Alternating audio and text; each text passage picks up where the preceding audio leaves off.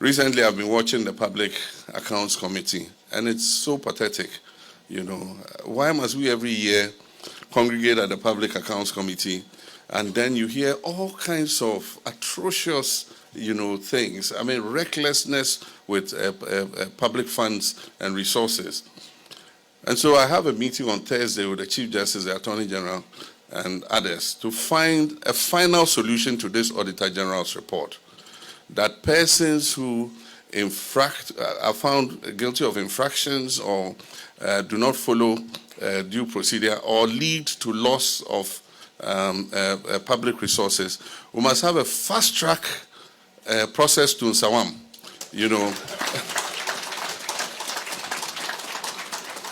Fast track before you see you in Nsawam, 6 months.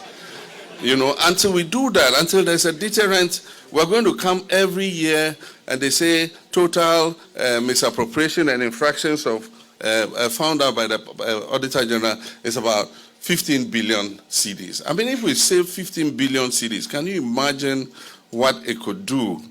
And so we're going to have a meeting, we're going to brainstorm. We've not fully implemented the constitutional provision.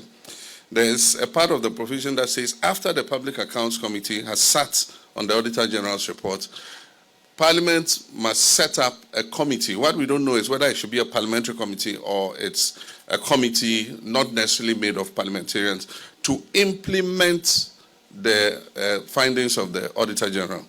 Right now what we use is the audits, the ARICs. Every department is supposed to set up an ARIC.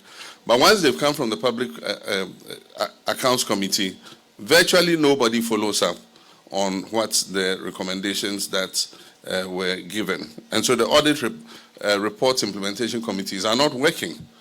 And so we must find a way where we are able to create a deterrent until people know that you can be held responsible for these things that you do. They'll continue to do the same thing.